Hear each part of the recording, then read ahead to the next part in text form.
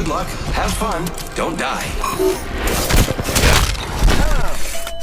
Apex Legends comes to us during a time when Battle Royale games are at full blossom. Dozens upon dozens of Battle Royale games flood the market each year, some of them sticking like Fortnite, PUBG, Blackout, etc. Others, though, surrender to the darkness and succumb to a very quick death, most due to a lack of quality. They just can't stand up to what's already available on the market. The select few popular Battle Royale games, though, dominate the market because either they came first, they're the most fun, or they have the right price points or the best content. Fortnite has the mainstream audience, PUBG for those that were introduced to the genre post H1Z1, and of course Blackout for gamers who demand an actual AAA quality experience.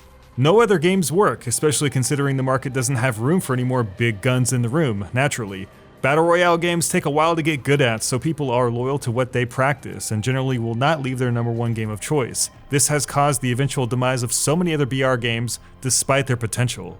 But the new quote-unquote Titanfall game does something that truly is the only way to get around this quandary. It's a free AAA quality Battle Royale game. Unlike Blackout or Firestorm, this game is not based around another video game. You do not have to shell out $60 to play it, but you still get a AAA experience, and that's the difference.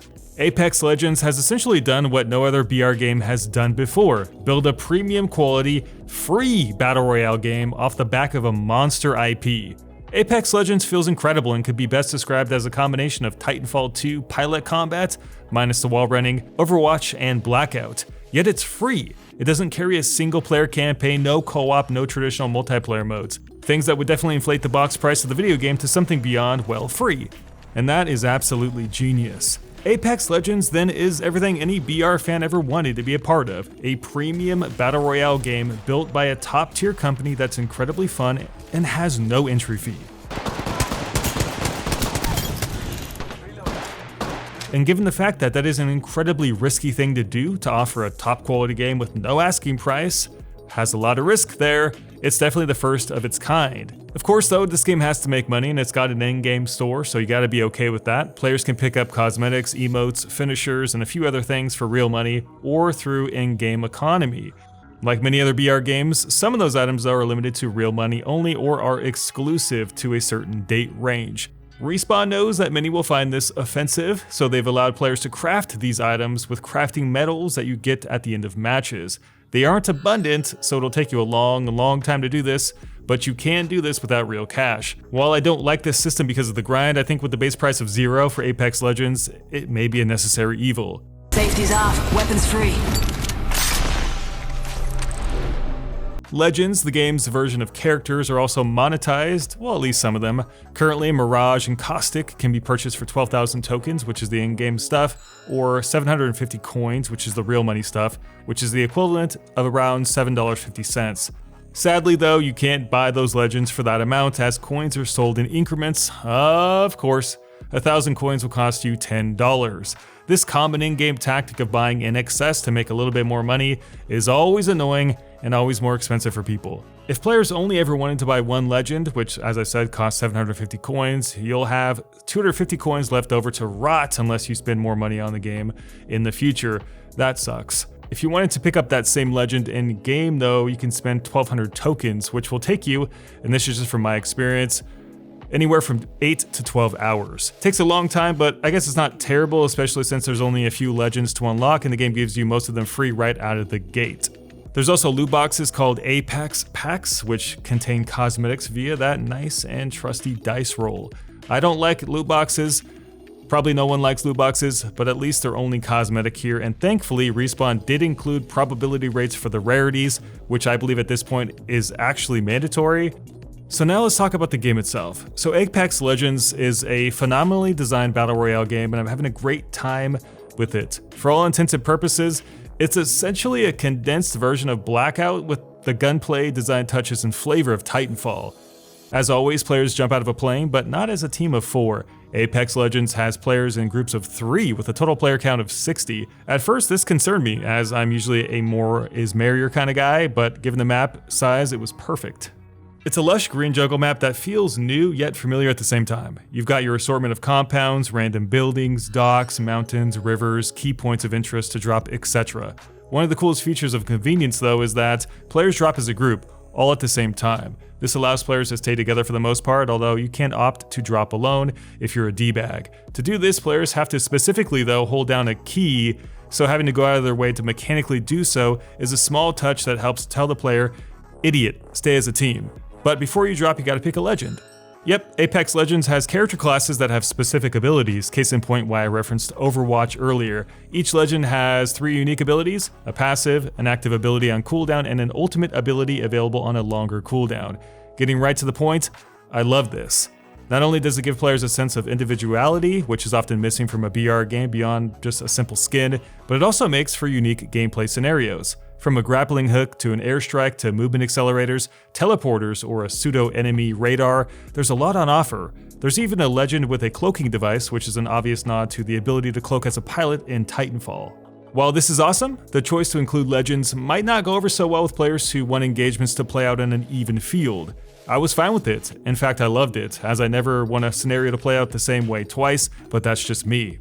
The only thing that hinders this inclusion is that Apex Legends will naturally have a higher learning curve for players. With several abilities to remember, each different among the classes, honestly it was a nightmare at first to get my bearings with even just 1 or 2 of the legends. Once I did though, the classes added a nice sense of diversity to the game, although I think Wraith's cloaking ability is way too freaking overpowered at the moment, please nerf it. Still, the learning curve might turn off the impatient, which is at least worth noting. So once you touch the ground, it's time to fight, and the usual suspects are most certainly here. Find loot, kill enemy, and avoid the outside circle, which will damage you if you're inside of it.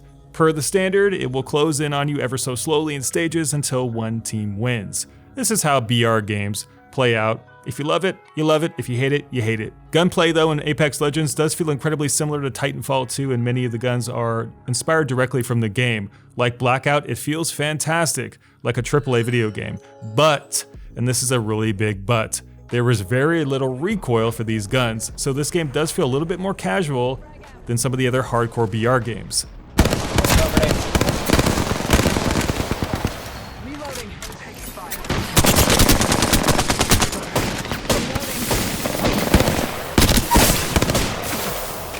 I'm not going to touch on this that much though, because it's a matter of preference and people are going to feel much different depending on what they want. Let's talk about some of the cool little features of Apex Legends. For one, players can slide, double jump on objects, shoot while vaulting, which is new, and some of the Legends abilities allow for faster travel like a grappling hook or a zipline, so it does feel a little bit more Titanfall-y once you break it down. There's also an interesting new mechanic unseen in a BR game of jumping onto a wall and holding onto it at the top of it to get a glimpse of what's on the other side. At first I thought this was a bug, but it actually makes spotting a little bit easier. Of course though, you're leaving yourself at the risk of being exposed and immobile. Now the gameplay is solid, and interacting with the game's various guns and legends is really honestly just a joy. I felt like I was playing Titanfall for free without the Titans. Go figure. Another feature I love was the map size, which feels around the size of Sandhawk from PUBG. It's a smaller map, it does come with more action, much quicker, therefore matches play out usually in under 20 minutes, which is on the shorter side compared to many other BRs. If you think about it, it meshes perfectly with what Apex Legends is trying to achieve, bringing a AAA, yet casual first-person shooter in line with a Battle Royale game. It doesn't take itself too seriously, it's easy to get into beyond learning the legends, and it exists perfectly as a casual BR game that's just a lot of fun, while at the same time feeling on par with what is offered gameplay-wise in a game that is much more expensive. The best part about this experience though is that quality control, actual quality control, can you believe it or not, has been injected into a BR game, a grave omission made by most other BR games. The frame rate is solid, there's no clipping issues, never encountered any bugs, and best of all, the ping delay is next to 0. That's right, this is the most slick and responsive BR game to date. It also comes with a host of nice-to-haves, little touches that make the game special and that much more accessible. For instance, you can quickly mark targets with 0 input lag, or bring up a menu to tell your squad exactly what you're referencing. Let's go this way. Spotted. Double timing it. Giving him the chimney. Find an extra level 2 armor piece? Tag it. Not only will you notify your team, but it's going to mark it on the map, and your legend will spit out a voice line like, hey, there's a level 2 helmet over here, come get it.